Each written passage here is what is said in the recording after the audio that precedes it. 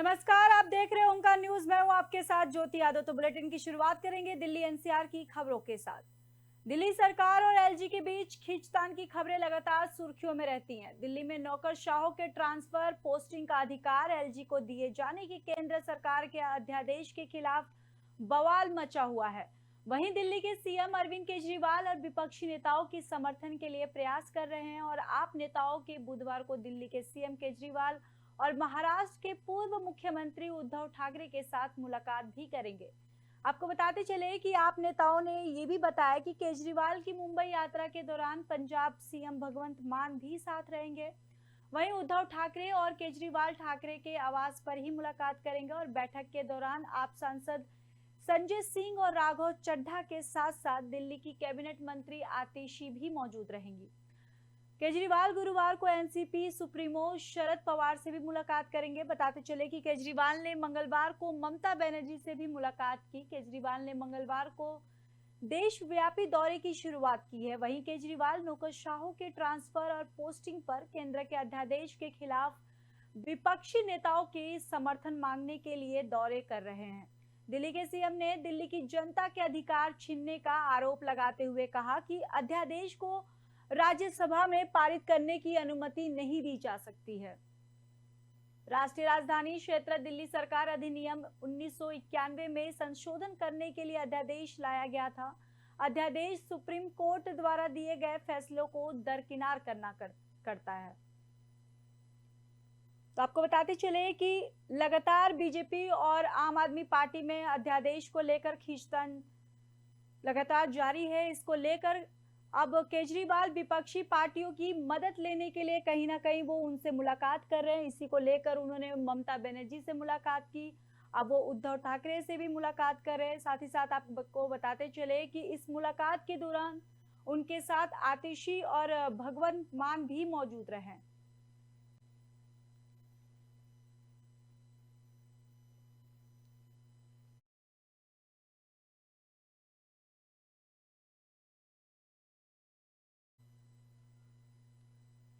दिल्ली सरकार की नई आबकारी नीति ने कथित घोटाले को लेकर जांच एजेंसियों की कार्रवाई लगातार जारी की है। इसी सिलसिले में आम आदमी पार्टी सांसद संजय सिंह के करीबियों के घर पर ईडी ने छापा मारा है। इसे लेकर आम आदमी पार्टी के सांसद संजय सिंह ने यह भी बताया कि उनके सहयोगी अजित त्यागी और सर्वेश मिश्रा के परिसरों पर ईडी की टीम छापेमारी कर रही है। संजय सिंह ने यह भी कहा कि मोदी की दादागिरी चरम पर है। मैं मोदी की तानाशाही के खिलाफ लड़ रहा हूं। ईडी की फर्जी जांच को पूरे देश के सामने उजागर किया और ईडी ने मुझसे गलती मानी। वहीं उन्होंने ये भी कहा कि जब कुछ नहीं मिला तो आज मेरे सहयोगियों अजित त्यागी और सर्वेश मिश्रा के घर ईडी ने छापा मारा है। सर्वेश के पिता कैंसर से पीड़ित हैं। ये जुर्म की इंतहा है। चाहे जितना जुल्म करो, लड़ाई जारी रहेगी। मामले में संजय सिंह ने एक वीडियो भी शेयर किया है।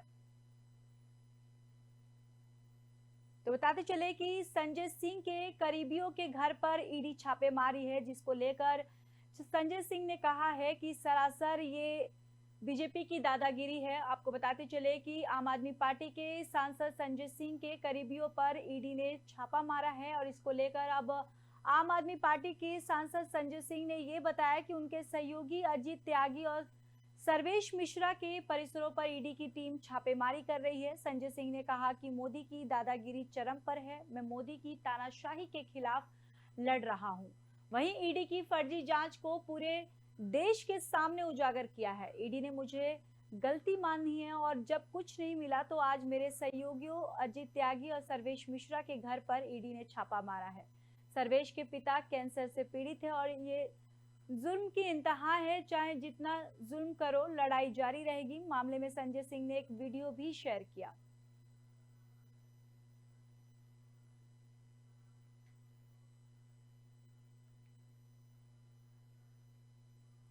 तो वही संसद के नए भवन के उद्घाटन को लेकर घमासान शुरू हो गया है। सीएम मोदी 28 मई को संसद की नई इमारत का उद्घाटन करने वाले हैं। विपक्षी दलों की मांग है कि भवन का उद्घाटन राष्ट्रपति द्रौपदी मुर्मू से कराया जाए। विपक्षी दलों ने केंद्र सरकार पर राष्ट्रपति का अपमान करने का आरोप लगाते हुए उद्घाटन समारोह का बहिष्कार करने की बात कही है। नए संसद भवन का उद्घाटन राष्ट्रपति से कराने की विपक्ष की मांग के बीच तृणमूल कांग्रेस, आम आदमी पार्टी, भारतीय कम्युनिस्ट पार्टी और मार्क्सवादी कम्युनिस्ट पार्टी ने कहा कि उन्होंने 28 मई को आयोजित होने वाले समारोह का बहिष्कार करने का फैसला किया है। उम्मीद ये भी जताई जा रही है कि कांग्रेस सहित अन्य विपक्षी दल भी इस बहिष्कार में शामिल हो सकते हैं। संवैधानिक मर्यादा के उल्लंघन का आरोप लगाते हुए विपक्षी दलों ने तर्क दिया है कि पीएम मोदी के बजाय संसद के प्रमुख के रूप में राष्ट्रपति द्रौपदी मुर्मू को संसद के नए भवन को राष्ट्र को समर्पित करने के लिए आमंत्रित किया जाना चाहिए। टीएमसी और आप ने उसी दिन उद्घाटन समारोह का बहिष्कार करने के अपने फैसले की घोषणा की है, जिस दिन दिल्ली के मुख्यमंत्री अरविंद केजरीवाल ने राजधानी में प्रशासनिक सेवाओं के नियंत्रण पर केंद्र के अध्यादेश के खिलाफ समर्थन मांगने के लिए कोलकाता में अपने पश्चिम बंगाल समक्ष ममता बनर्जी से मुलाकात की। बनर्जी ने उन्हें आश्वासन दिया कि उनकी पार्टी संसद में संबंधित विधेयक का विरोध करेगी। तो नए संसद को उसके उद्घाटन को लेकर लगातार सियासत जारी है और आपको बताते चले कि राष्ट्रपति से उद्घाटन करने की भी अपील कर रहा है, विपक्ष इसकी मांग कर रहा है। दरअसल आपको बताते चले कि सरकार पर राष्ट्रपति का अपमान करने का आरोप लगाते हुए उद्घाटन समारोह का बहिष्कार करने की बात कही है। संसद भवन का उद्घाटन राष्ट्रपति से करवाया जाए, विपक्ष की ये मांग है। वहीं तृणमूल कांग्रेस, आम आदमी पार्टी, भारतीय कम्युनिस्ट पार्टी और मार्क्सवादी कम्युनिस्ट पार्टी ने कहा कि उन्होंने 28 मई को आयोजित होने वाले समारोह का बहिष्कार करने का फैसला किया है।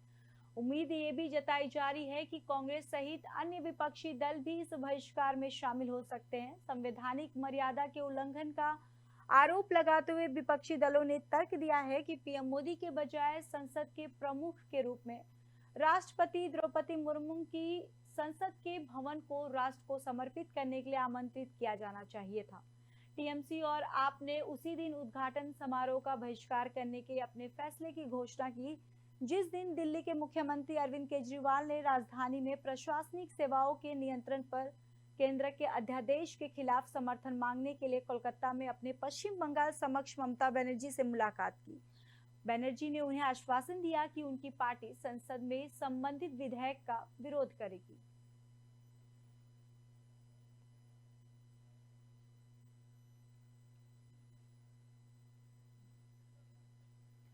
भारत जोड़ो यात्रा के बाद कांग्रेस नेता राहुल गांधी अब ट्रक यात्रा पर निकले हैं। राहुल ने दिल्ली से चंडीगढ़ तक सफर ट्रक से किया है और इस दौरान ट्रक चालकों की समस्याएं सुनी। चंडीगढ़ से गाड़ी में मंगलवार सुबह मां सोनिया के साथ कुछ वक्त बिताने के लिए राहुल शिमला पहुंचे थे। राहुल सोमवार रात को ट्रक में बैठकर चंडीगढ़ के लिए रवाना हुए और उनकी ट्रक में बैठे हुए तस्वीर और वीडियो सोशल मीडिया पर वायरल हुए।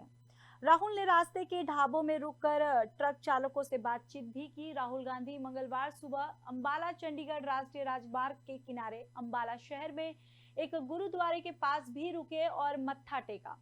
कांग्रेस ने कहा, मीडिया रिपोर्ट्स के मुताबिक भारत की सड़कों पर करीब 90 लाख ट्रक ड्राइवर हैं और उनकी अपनी अपनी समस्या है। तो भारत जोड़ो यात्रा के बाद अब राहुल गांधी ने ट्रक यात्रा निकाली है। आपको बताते चले कि इस दौरान उन्होंने ट्रक ड्राइवर की समस्याएं भी सुनी है। साथ ही साथ आपको बताते चले कि चंडीगढ़ से गाड़ी में मंगलवार सुबह मां सोनिया के साथ कुछ वक्त बिताने के लिए राहुल शिमला पहुंचे थे। राहुल सोमवार रात को ट्रक में बैठकर चंडीगढ़ के लिए रवाना हुए और उनकी ट्रक में बैठे हुए कुछ तस्वीरें भी सोशल मीडिया पर वायरल हुई हैं।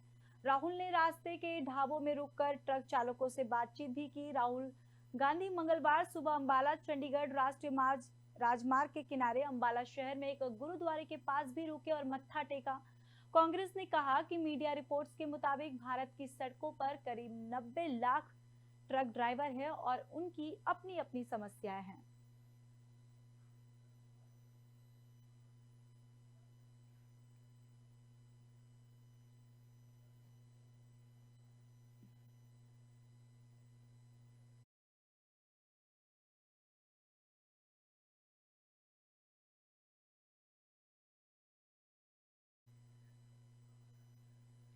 तो वहीं गौतम बुद्ध नगर की बेटियों ने इतिहास रच दिया है। संघ लोक सेवा आयोग की प्रतिष्ठित भारतीय प्रशासनिक सेवा का परीक्षा परिणाम घोषित किया गया है, जिसमें ग्रेटर नोएडा के जलवायु विहार में रहने वाली इशिता किशोर ने पहला स्थान प्राप्त किया है। मतलब इशिता किशोर देश भर में नंबर 1 रैंक पर रही। मेरिट ऑर्डर में चौथे स्थान पर नोएडा शहर की स्मृति मिश्रा हैं। गौतम बुद्ध नगर को इतिहास में पहली बार इस परीक्षा का टॉपर पर मिला है। आपको बताते चले कि खास बात तो यह है कि टॉप 5 सफल अभ्यर्थियों में 2 गौतम बुद्ध नगर से हैं और दोनों बेटियां हैं। उत्तर प्रदेश के मुख्यमंत्री योगी आदित्यनाथ ने सभी अभ्यर्थियों को बधाई देते हुए ट्वीट किया है।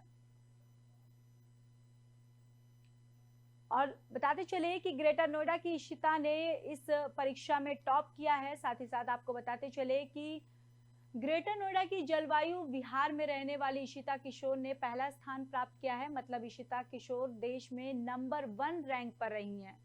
मेरिट ऑर्डर में मिश्रा हैं। बुद्ध नगर को इतिहास में पहली बार इस परीक्षा का टॉपर पर मिला है और खास बात तो यह है कि टॉप 5 सफल अभ्यर्थियों में 2 गौतम बुद्ध नगर से हैं और दोनों ही बेटियां हैं। उत्तर प्रदेश के मुख्यमंत्री योगी आदित्यनाथ ने सभी अभ्यर्थियों को ट्वीट कर बधाई दी है।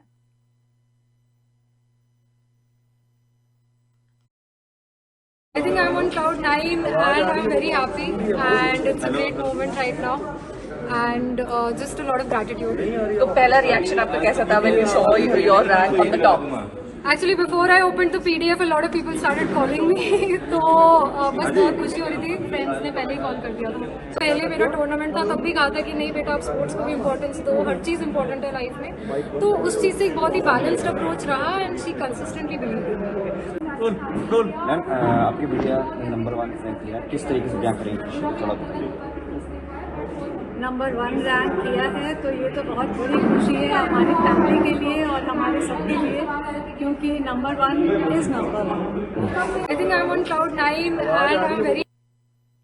ग्रेटर नोएडा प्राधिकरण के खिलाफ धरना प्रदर्शन कर रहे किसानों का आज 29वां दिन हो गया है। किसानों का कहना है कि उनकी कई बार प्राधिकरण के अधिकारियों सहित गौतम बुद्ध नगर के डीएम से बातचीत हुई, लेकिन उसके बावजूद भी किसानों के 10 आबादी प्लॉट सर्किल रेट में लंबे समय से रुके हुए रेट रिवीजन और कंबोडिया के बारे में कई बार अधिकारियों को अवगत करा, लेकिन उसके बावजूद भी उनकी मांगों को नहीं माना गया, जिसके चलते किसान धरना प्रदर्शन करने को मजबूर होना पड़ा। और किसानों का ये भी कहना है कि प्राधिकरण जानबूझकर किसानों के लंबित मुद्दे को अनदेखा कर रहा है, जिसके चलते सैकड़ों किसान पिछले 29 दिनों से धरना प्रदर्शन करने को मजबूर हैं।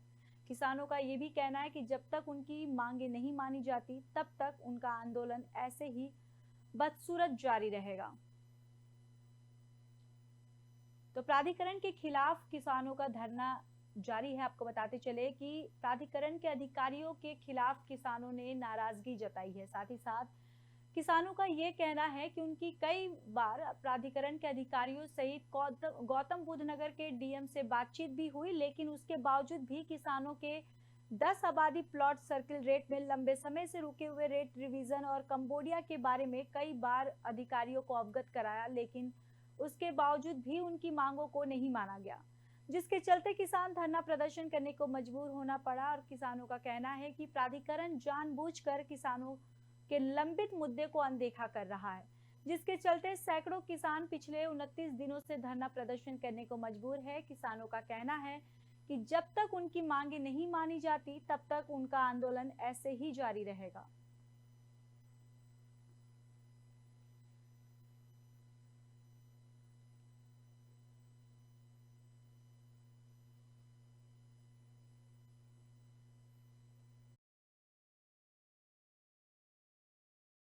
प्राधिकरण से हमारी जो 12 मुख्य समस्या हैं, हमारा जो 120 मीटर का प्लॉट है वो इन्होंने ख़त्म कर दिया है, उसको 40 मीटर कर दिया था, वो 40 मीटर भी ख़त्म कर दिया है। और इन्होंने 17.5% का हमारा कोटा था वो कोटा भी ख़त्म कर दिया है। 254 हमारी लीज बैक के वो थे प्रकरण थे, उनके लेटर भी दे दिए थे, वो भी ख़त्म कर दिया है।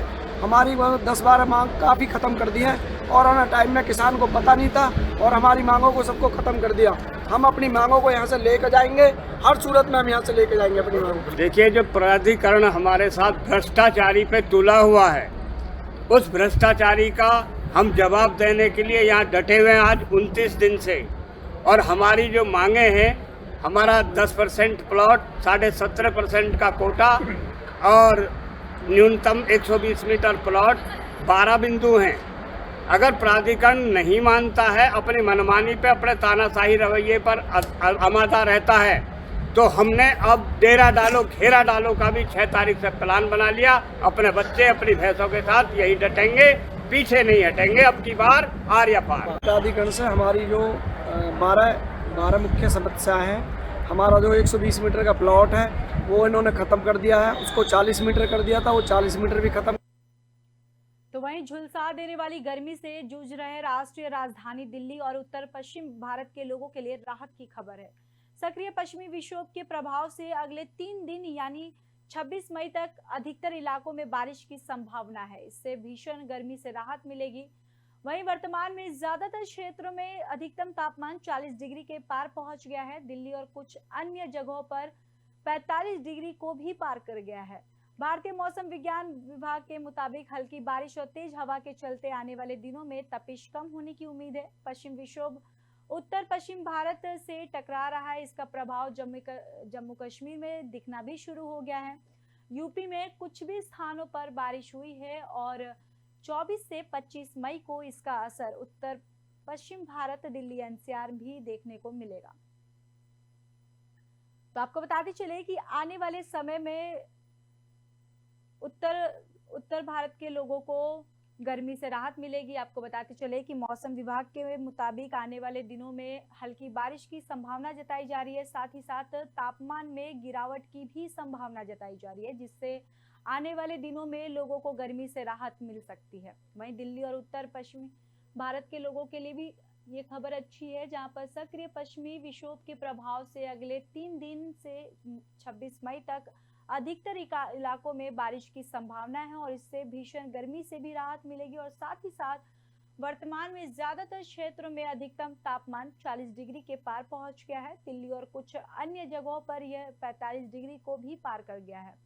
भारतीय मौसम विज्ञान के मुताबिक हल्की बारिश और तेज हवा के चलते आने वाले दिनों में तपिश कम होने की उम्मीद जताई जा रही है।